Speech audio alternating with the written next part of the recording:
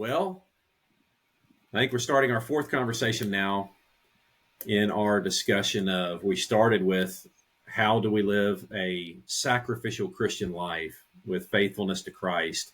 And underneath that umbrella, we started to define some terms.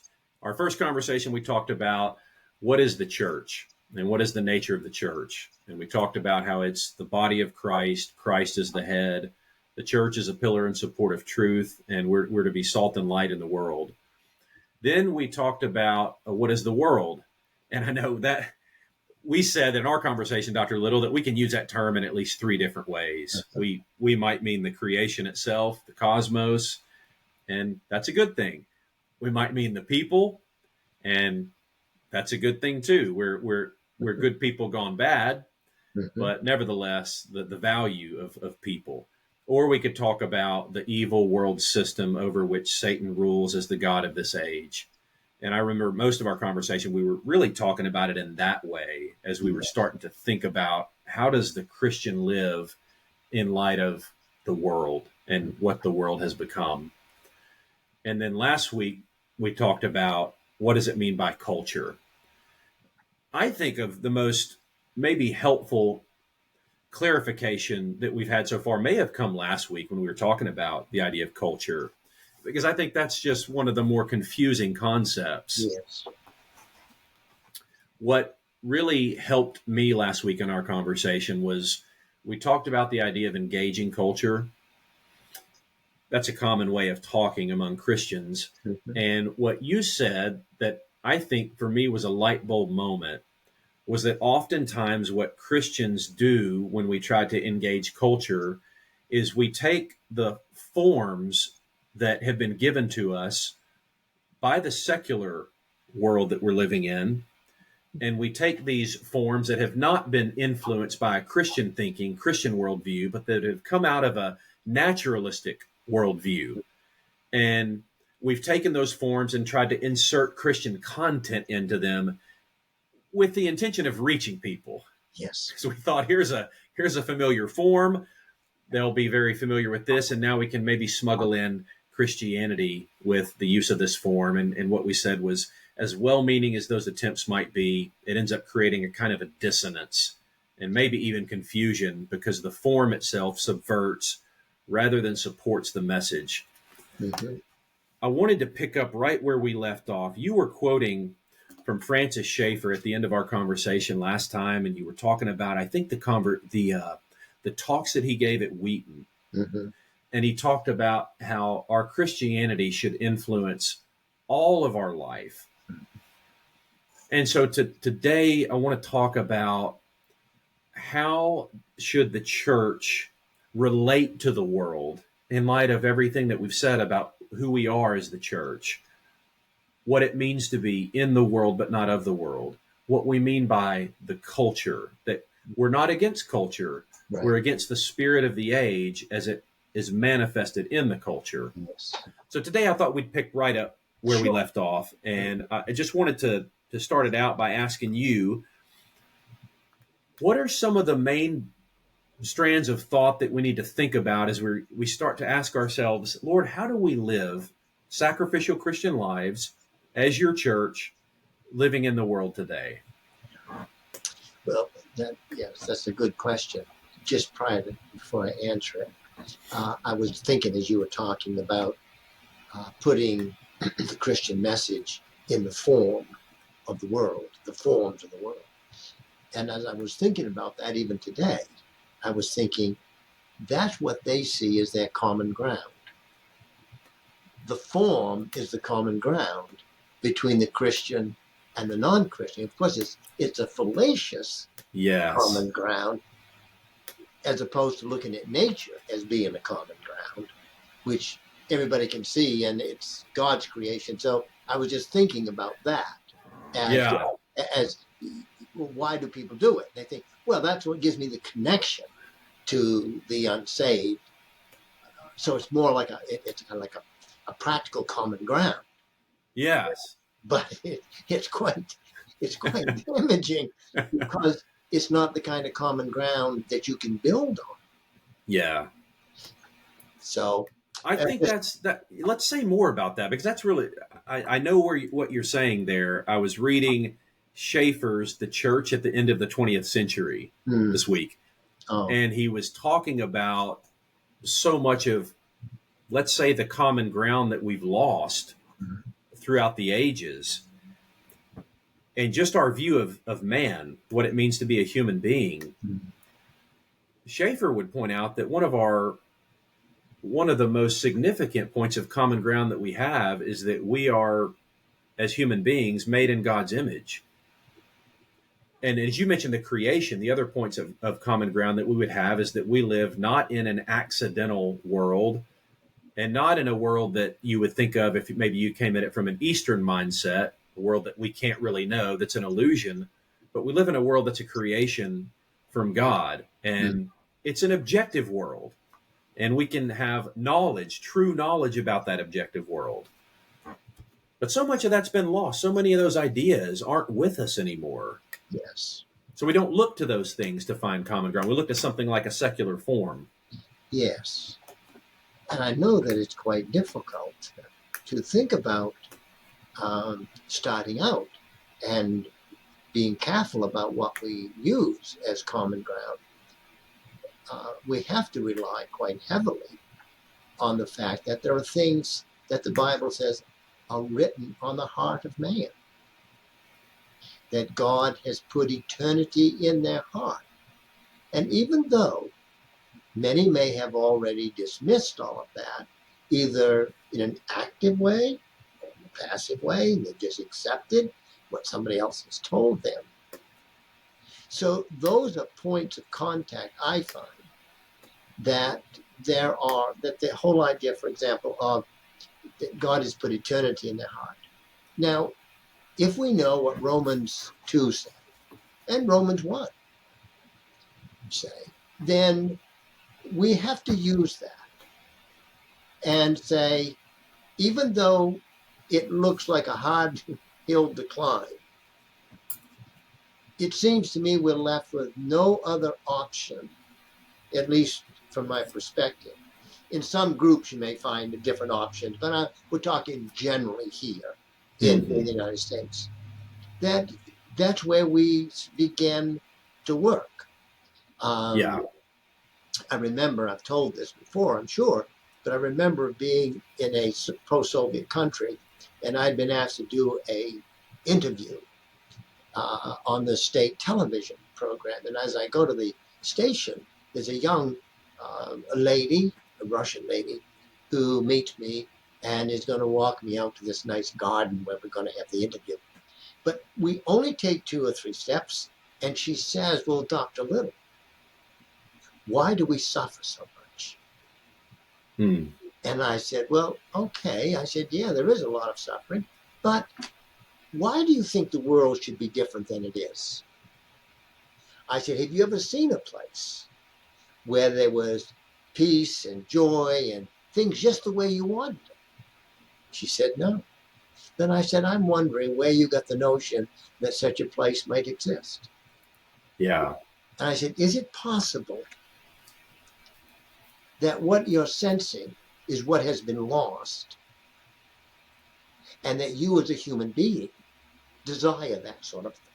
You desire this kind of a world." And Yes. then you said then you say we have a conversation because she's brought something up. But my concern is, well, how did you get this notion in the first place? And I Yeah. think this is something that Schaeffer did. He talked about taking off the roof. Allow people Yes. to follow the logic of their own presuppositions, he would call it. I Yes. would say to your own, core beliefs. Where do they lead you? Do it kindly. But and once they come, so to speak, to the end of the rope, and they Hmm. realize that this whole thing is not going where they thought it was going, they think they had it really well worked out. Then you say, "Well, I'm telling you, I don't know. We just have to be bold enough, courageous enough to speak of the scriptures." I Yes. I just Yeah. feel that sometimes we're just too reluctant, afraid we'll scare people off. Yeah. But I'm thinking, and I know, I'm not judging anybody. I felt that way myself. I have too. You know, you want to say, you want to build this relationship and on and on. But you see, if you do it that way, it's all built on their terms. Yeah. So I think as we try to speak to the world, I would think, oh, we know there's certain things, the moral law, for example, or the idea of eternity. And somehow try to tap into that. Because we're working against the tremendous flood of naturalism. Yes. Which denies all of that.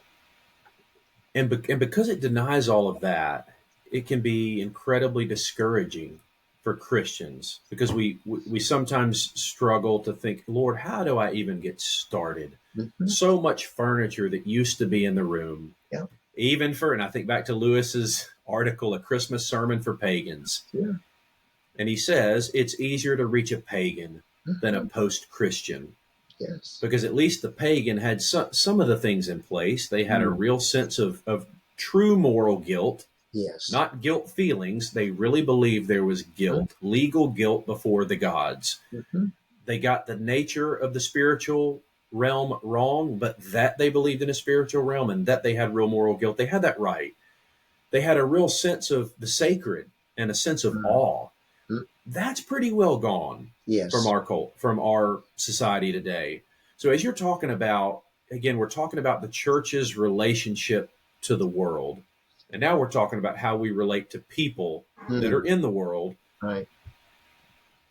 Do you think that what you're talking about, our real common ground, would help alleviate some of the discouragement that Christians have? Because it seems to me that it tells us that there is a real common ground. And there is in the heart of every person, no matter how much it's been suppressed. Yes. There is a sense of a longing for a perfect world, a world that hasn't gone wrong.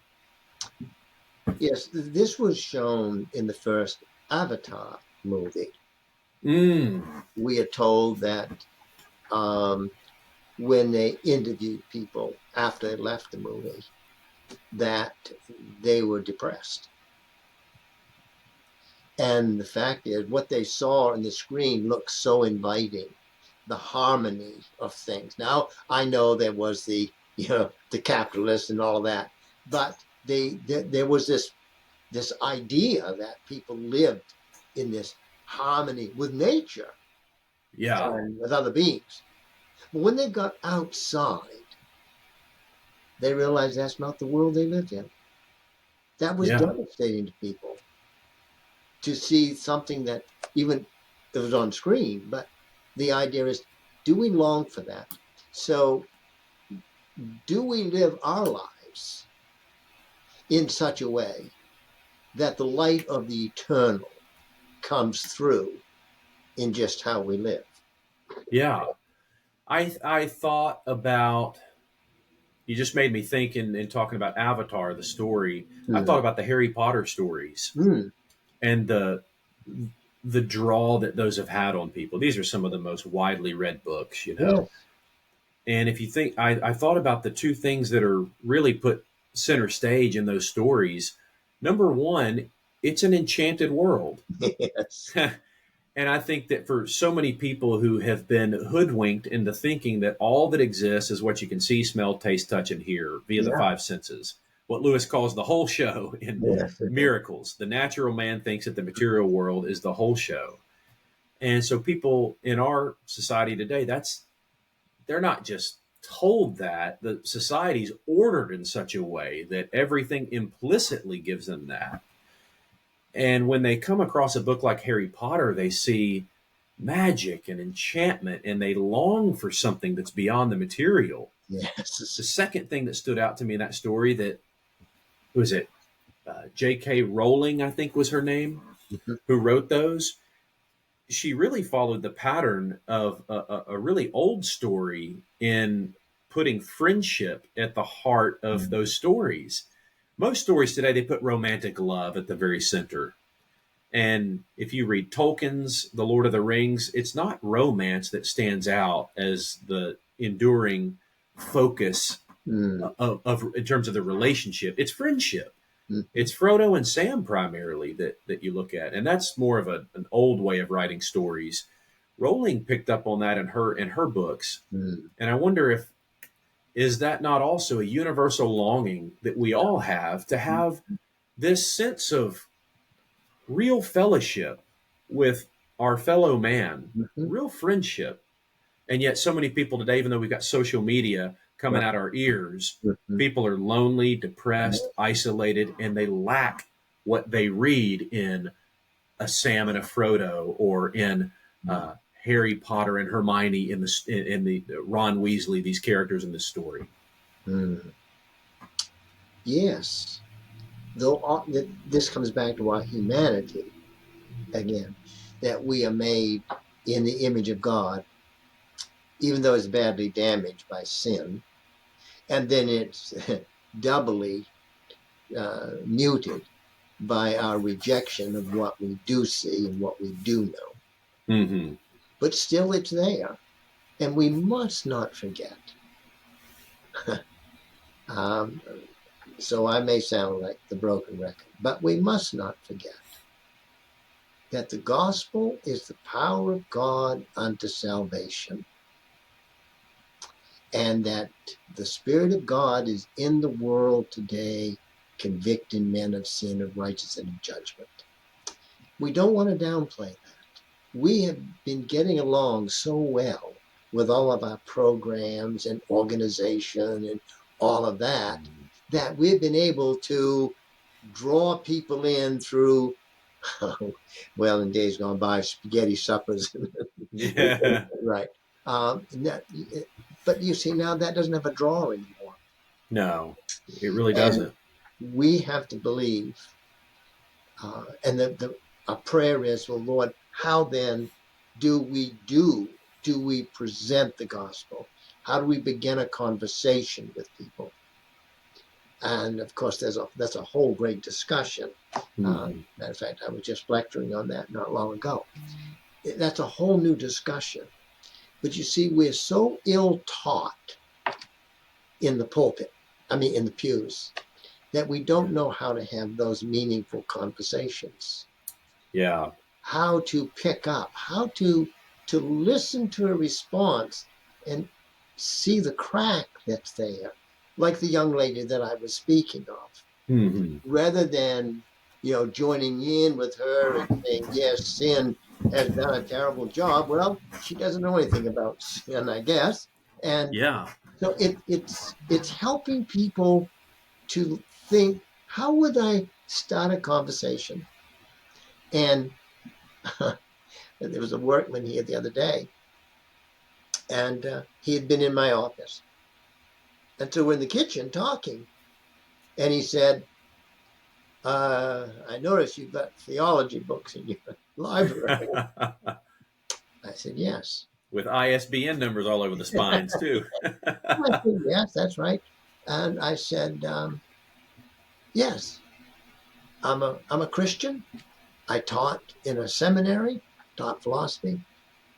And Nancy says, and I'm a Christian. And how about you? And she just said that like that. Yeah.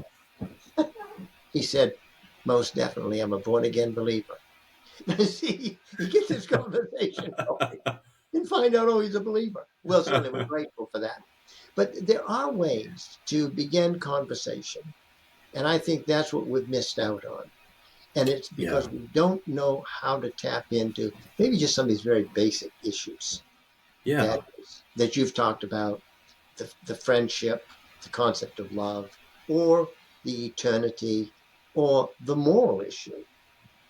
Uh, this is how one conversation gets going, by which you can steer the conversation where you'd like it to go.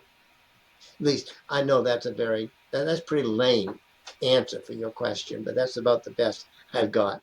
No, no, that's really helpful. I was reading again, I just mentioned Schaeffer's the church at the end of the 20th century, and he made this comment where he said we have to remember that the beginning of Christianity is not at first the good news about Jesus. Now that's how a person comes into a relationship with God is believing in that content and trusting in Christ, calling Yes. on his name by faith.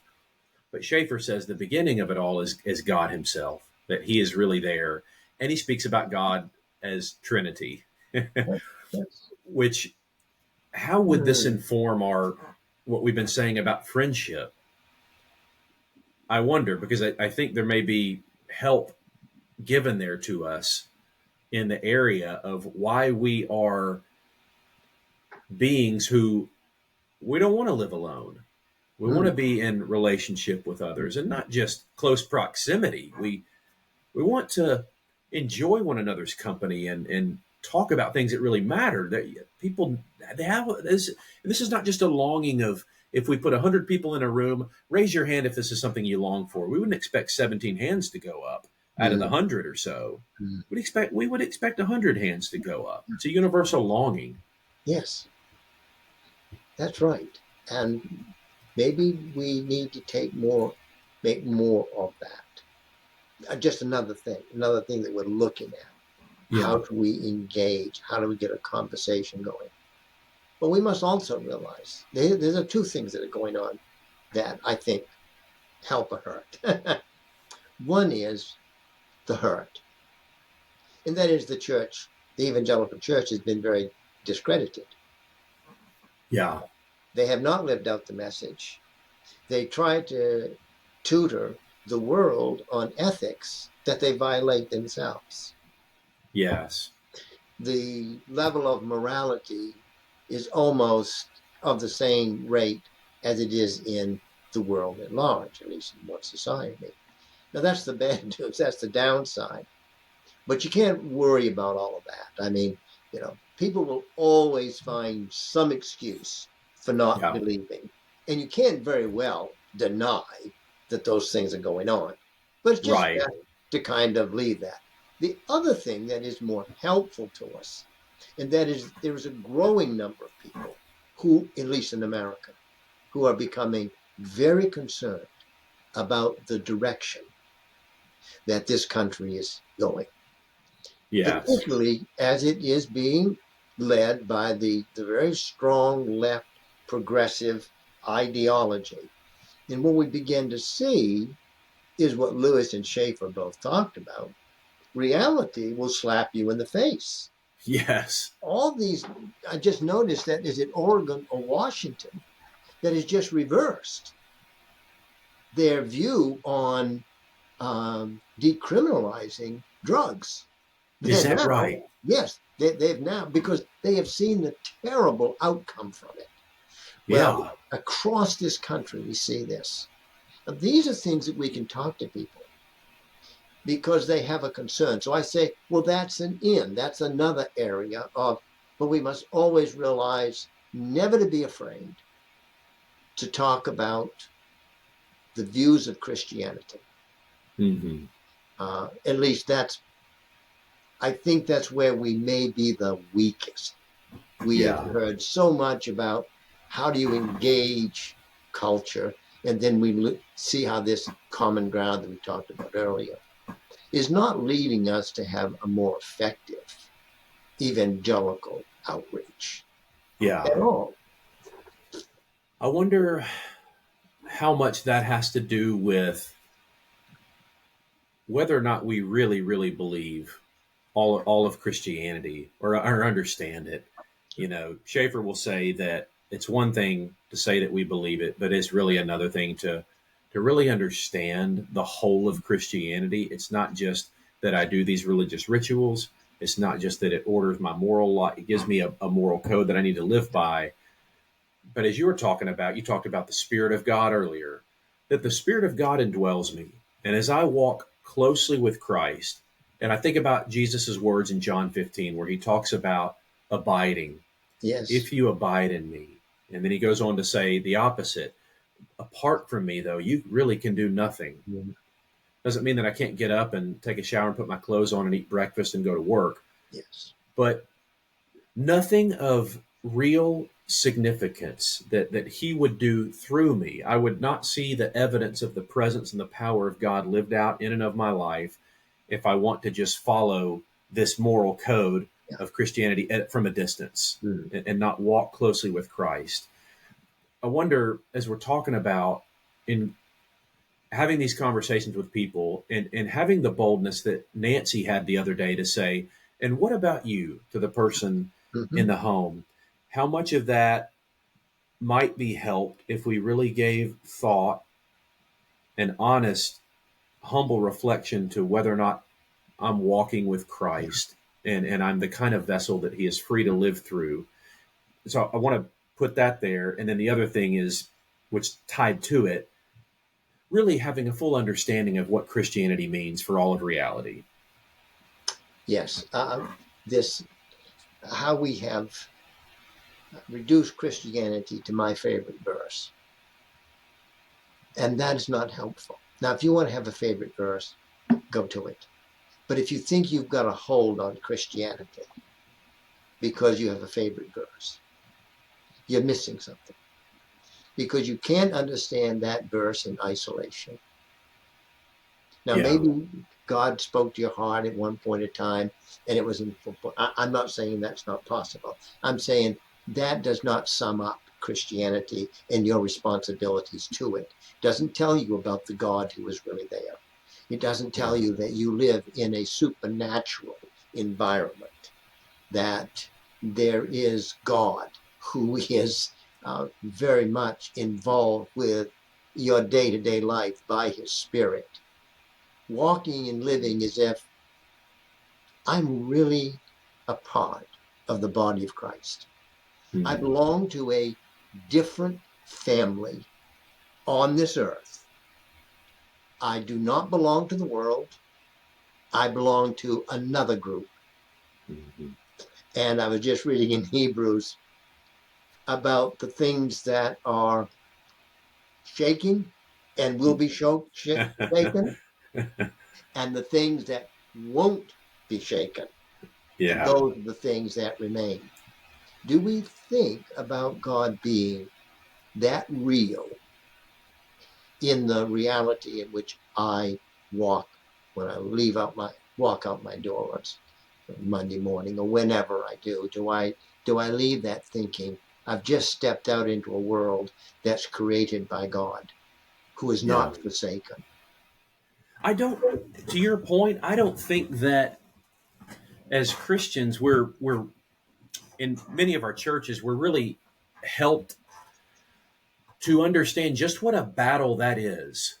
Just what a day by day, moment by moment existential battle that is, to know that when I go out into the world, at least in modern day America, nearly every communication is going to be assaulting that attempt for me to live with in close communion with Christ, to allow his Spirit to live through me, his presence and his power to live in and through me, so that I can really be salt and light by his power. That is, Lewis says somewhere that the moment you relax vigilance, the naturalism just floods back in the mind, my sentiments that naturalism has altered so much.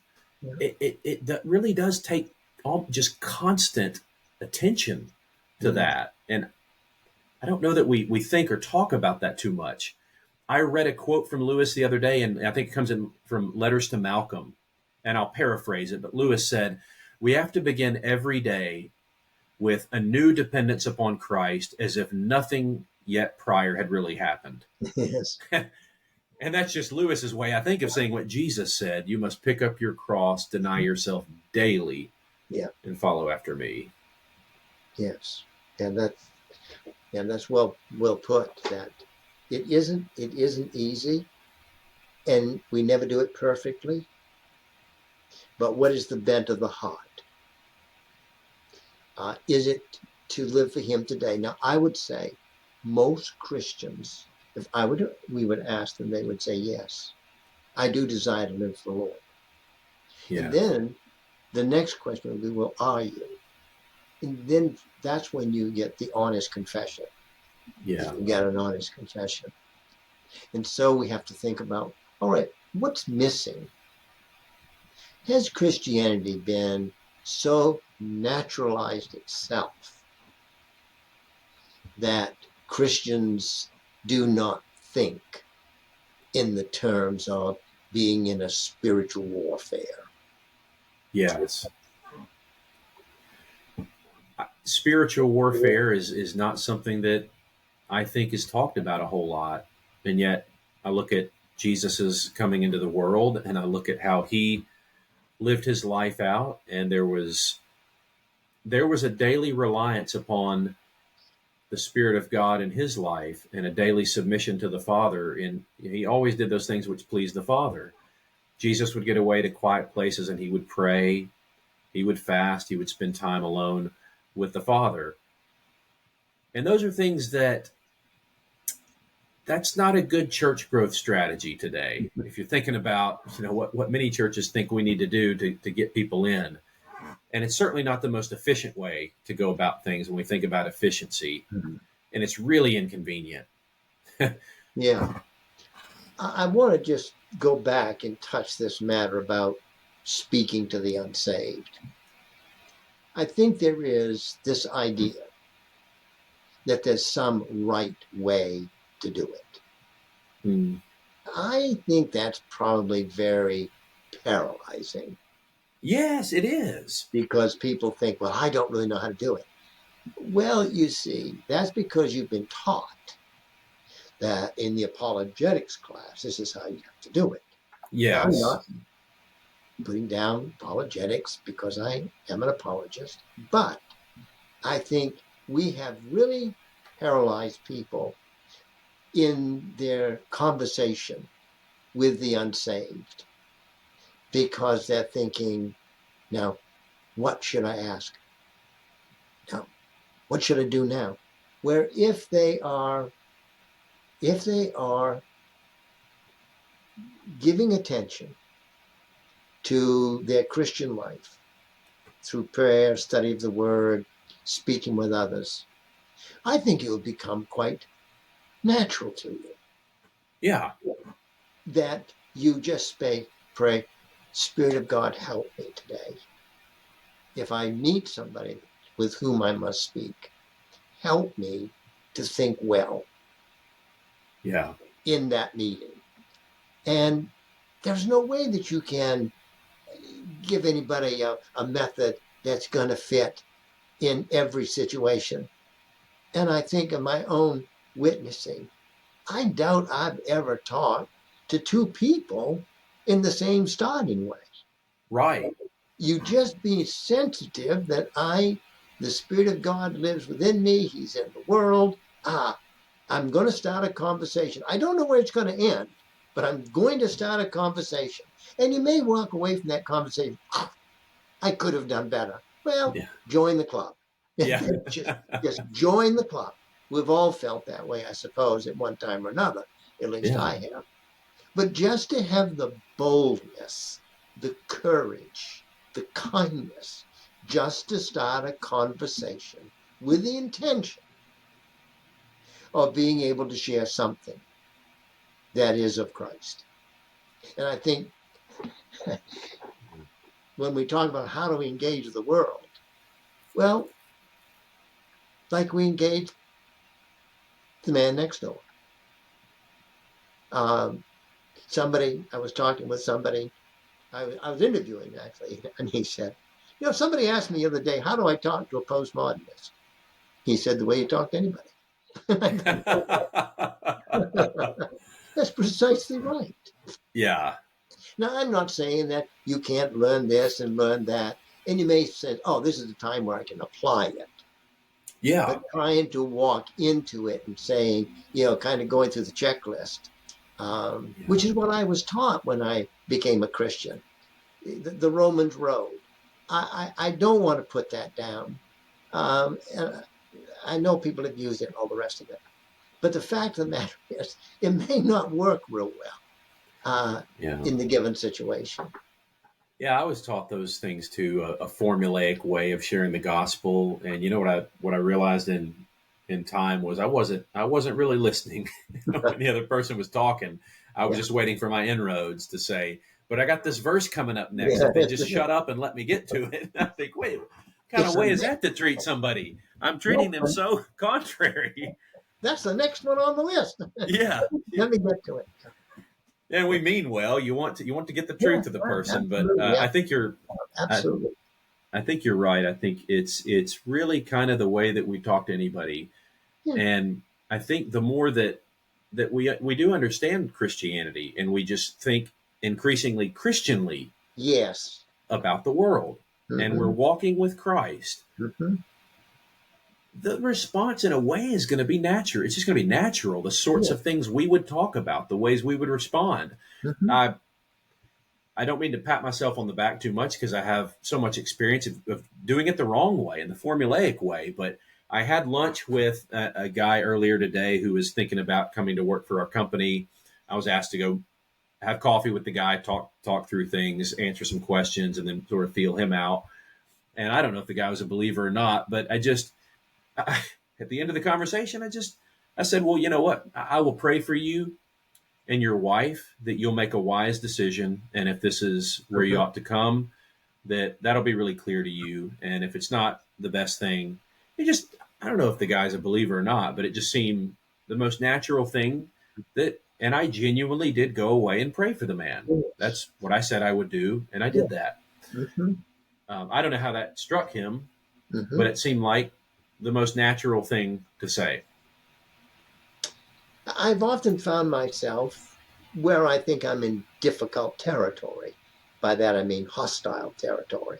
Mm-hmm. I've often said, well, what Christianity says about this. And Yeah, so at this point, I haven't committed myself because I don't want a situation where it's his beliefs against my beliefs, because that usually ends up really nowhere.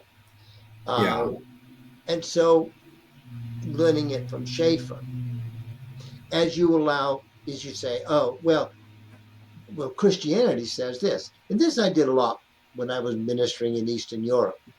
And I would say, well, I would be talking to intellectuals and I'd say, but, well, that's interesting because you know what Christianity would say about that. And so you get a chance to put something on the table that at yeah, this point you haven't had to identify yourself with it. You're just saying, this is what Christianity says about this.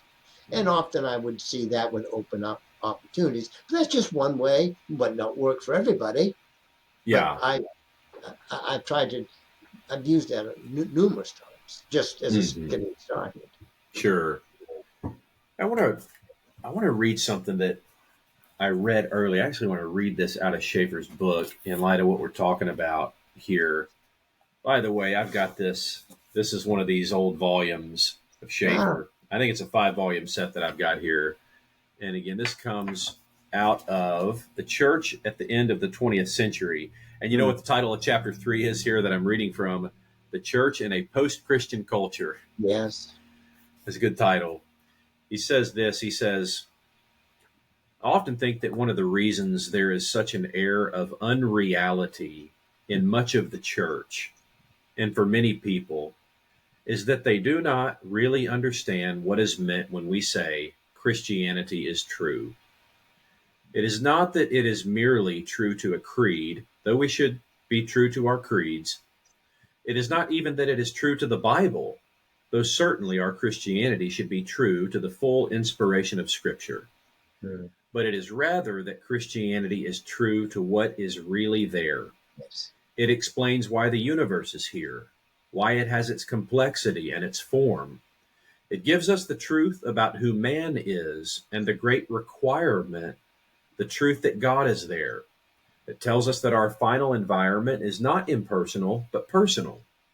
We have an intellectual knowledge which, in the middle of the 20th century, we can hold with integrity. But this knowledge must be practical.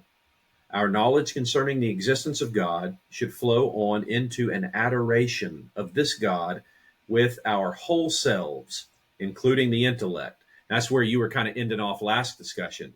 Hmm. A couple of more lines. He says, Christianity is not only a scholasticism, rather, I would insist strongly, it is the highest and the only true mysticism, because it is the only mysticism that allows a person to come into contact with God as a whole person, leaving the intellect hanging outside. And it will not do merely to understand this. It must flow on in practice individually and then corporately. Hmm. Yes. I like the way that he put that because, again, he puts his finger on the idea of the admission that for so many of us, Christianity can seem not entirely real. I get a piece of it, Yeah. but the whole of it doesn't seem real to my life. Yes. I think about a couple of things as you were talking. So I'm going to start with the one that's fresh in my mind, I think. I may have mentioned this in another time. Weaver says, no man is ready to think about something rationally until he's first been affected by it. That is, it means something to him. That His is, affections, they've been his stirred to affection. think That's about. right. Yeah. And I think that's yes. I think that's true. So as I think about these things, um, if that's true, this comes more back to what Schaeffer would say in Taking Off the Roof. You let a person down the road, and what you end up saying is that these are the things that are important to him, but he does not have any answers to it.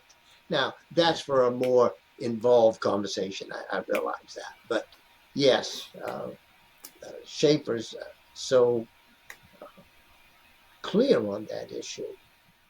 You know what's That, as you're thinking, you just made me think about the conversation we had last week in the forums mm, that we would choose. Either just take music as an example. You could pick a form of music that would either support or maybe undercut your message. And what this has to do with the affections of people. Do you remember the chapter? I think you and I both read it in Nancy Pearcey's book, Saving Leonardo. It's the yeah, last or the second to last chapter, The Apologetics of Bach. yeah, Speaking of Johann Sebastian Bach's yeah, music. And she talks about how they had been taking his music into Japan yes, and just playing it, and how simply playing his music and introducing people not just to words, but the form of the music itself. mhm, And it was stirring people's mhm, affections. mhm, People who were not Christians were starting to want to ask questions and have conversations about life and death, the meaning of life, good and evil. Is there something after this life, after death? And it was actually being used to stir up the affection so that these conversations you could then yes, get into them. But to mhm, your point, it's what Weaver was saying. yeah, It's very difficult if somebody's affections aren't stirred and they yeah, don't see any real reason to ask the kind of question. How do you? It wasn't it Schaefer at the end of his ministry who he noticed that there was a growing apathy among people. They weren't even asking the questions as much anymore. The questions stopped coming, mhm, and I think that's right. now more than ever, wouldn't it make sense for us as Christians to really think about the kind of forms that we would want to use in worship, and whether we're talking about some kind of art form or order of worship or whatnot, that we would want to embrace those things that point to the transcendent, so that rather than believing this false lie that if I grab a secular form and I grab something that a worldly person is accustomed to, now we're relating and we're on common ground. I've just done the opposite. I've just stepped onto disordered ground. Why not bring him over here into the Yeah, fresh air that's and let right. him breathe it for a little bit, that his affections might be stirred by it, so that then we can have a really good, meaningful conversation? Yes, I remember that Roger Scruton. I don't know if Roger Scruton ever became a Christian. Hmm. That will be someone else's call. But he spoke of the time when he walked into a cathedral somewhere in Europe. I forget which one it was. And it was just overwhelmed by the sense of transcendence. Yeah. Um, Now, should we all build cathedrals? I'm not saying that. I'm just saying that it's the principle of using those things that point to the transcendent, whether they be music or literature or poetry or whatever, Mm-hmm. that, that reinforces that there's more to reality than just what's before my eyes and what I can feel with my hand, because that is pretty much all people have to live for at this Yeah. point. Even in the moral realm, I remember reading a book years ago from Joseph LeConte. It was a great book. I think they made a movie to accompany it, A Hobbit, a Wardrobe, and a Great War. And he talked about the concept of moral beauty. And I hadn't Mm, thought about morality that way. mm, But he said this is another universal phenomenon that we see, that when people encounter virtue, not the false versions what people virtue signal with today, yeah, but objective virtue lived out in a person's life, this often stirs the affections and they long to take part in that in some yeah, way. And you could look at that on a moral level. You could look at that on a level of natural beauty. You remember where Lewis is trying to describe this really interesting impulse that people have when they encounter natural beauty? And I can't remember the way he words it exactly, but he says, we have a longing that we don't know quite how to put words to. We almost want to join with the beauty. mhm, And that can be true in a moral sense, mhm, which again, as we're this conversation, we're talking again about how we as a church relate to the world. Well, part of our calling is to be salt and light and to live out virtue in the moral sense, and then to think really consistently about the forms that we use, that those might point upward rather yeah. than just horizontally. Yeah, as Schaefer would say, the ceiling is too low. Speaking of the effect of naturalism, the ceiling is too low. That's a good I way to put remember it. Schaefer's Lewis said in The Discarded Image. He said, one of the most difficult tasks I have, and of course this was written at the very end of his life, was published after his death. But he said, is to get to people to understand that I really believe that Christianity is objective truth. Yes. So here we are in the 60s. And so we think that, but Lewis found ways to speak and continues to speak. Well, we're not all going to be Lewis's. Right. Um, but our lives have to have some integrity. Uh, it's easy to memorize, it's easy to say, oh, this and that, and pick up the religious language and all. But still, there's got to be some genuine incarnation of the truth of Christ that is seen. That doesn't save people. It gives some kind of credibility of when we speak of these things. So I I guess that as we go around on this, speaking of Christ takes boldness. That's all there is to it. Let's just say it just takes boldness.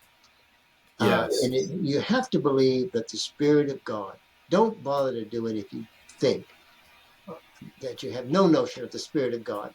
If you think that has to be done all on your effort, all on your forming the argument, on your answering the question. I don't mean you don't try to be, you must be truthful and you must do the Yes. best you can.